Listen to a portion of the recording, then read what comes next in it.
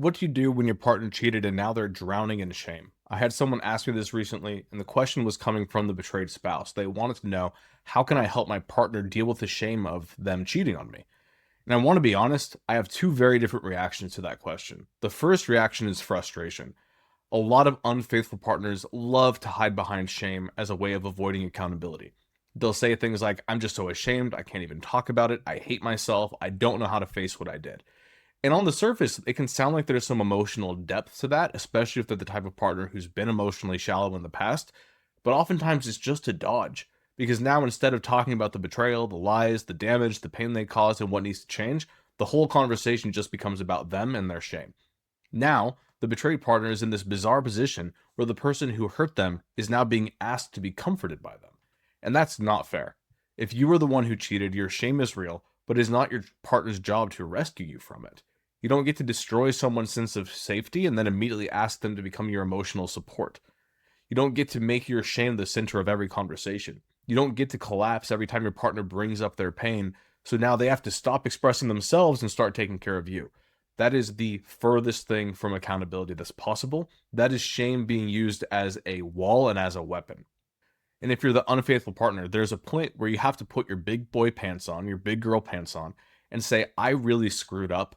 I do feel ashamed. I do feel horrible. I hate looking at what I did, but I'm not going to run away from this conversation because I'm an adult. If your partner's trying to talk to you about the pain you caused, this is not the time to make them coddle you through your shame. This is not the time to make them reassure you that you're not a monster. This is not the time to make them soften the truth so you can handle it. This is the time to be brave enough to listen and to sit with the reality of what you've done and who you are. You probably are not the person that you thought you were. You probably are not as good of a person as you thought you were. And that's okay. Like, you don't have to be perfect, but you have to be honest. And with that said, I do want to emphasize shame is not something to completely ignore either. Genuine shame can be a huge part of why people cheat in the first place. When people bury parts of themselves under shame, when they repress emotions, when they hide their desires, when they refuse to look at their own wounds, impulses, loneliness, resentment, insecurity, or need for validation, these things tend to come out in really weird, unhealthy ways, including cheating. So yes, the unfaithful partner does need to deal with their shame, but they need to deal with it in the right place, with the right people in the right way. The betrayed partner should not be the main therapist, coach, confessor, priest, and emotional caretaker for the person who betrayed them. That is way too much to ask. So if you're the unfaithful partner and you're struggling with shame, the first thing I want you to hear is that this is your responsibility. You need to learn how to sit with your own emotions without collapsing. You need to learn how to face what you did without running away. You need to learn how to talk about it without turning yourself into the victim. And if you can't do that on your own, then get support. Hire someone, get a therapist, work with a coach like me, talk to trusted friends, talk to family members who can handle it. Because shame thrives in secrecy. The more you keep everything locked up inside, the bigger and darker and scarier it becomes to face. One of the best things a person can do with shame is to just start telling the truth to people. Not to everyone, not to people who will gossip, but to a few grounded people who can actually hold you accountable and help you process what happened.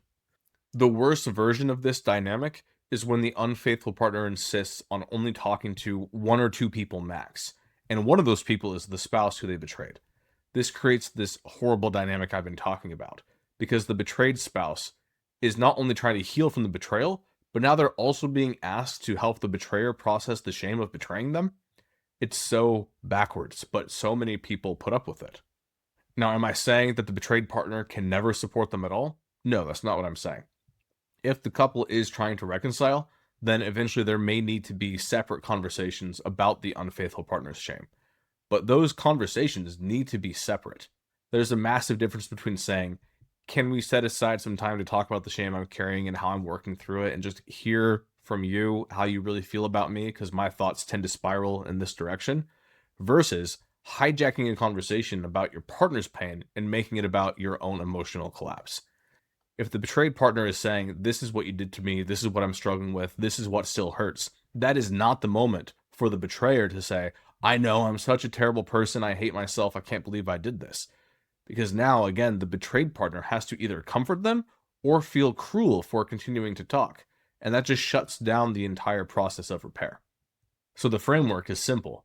The betrayed partner's pain gets its own space. and the betrayer's shame gets its own space. And that space for the betrayer to work through their shame should not be primarily with the betrayed partner. It should be with themselves and with other people, and a little bit with the betrayed partner. You're not allowed to collapse, run away, or make it all about how bad you feel.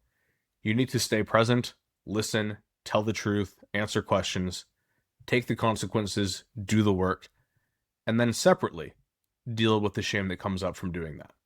And this is a fantastic opportunity for you to grow as a person. Shame is a horrible thing to live with, and there is a lot of shame around cheating on someone. Being free of this shame will be the best thing that ever happens to you. And it will also force you to face the darkest parts of yourself. And which route you go is up to you. Shame can either be this doorway to growth for you and possibly for the relationship, or it can just be a permanent hiding place of avoidance. If shame ultimately makes you more honest, more humble, more accountable, and more committed to becoming a safer person, then it can be useful. But if it makes you hide, shut down, avoid, collapse, or make your partner take care of you, then it's just another form of selfishness. So if you're the betrayed partner and you're asking, how do I help my partner with the shame? My answer is, you're allowed to be compassionate. You can acknowledge that the shame is painful. You can support them in getting help for themselves. You can have separate conversations from time to time if that feels appropriate, but do not become the main person responsible for carrying it. Their shame is theirs to work through. Your pain is yours to heal. If reconciliation is going to happen, both of those things need room, and they need to be separate. They can't be tangled together, especially not in a way where the person who caused the wound becomes the one demanding comfort from the person that they wounded.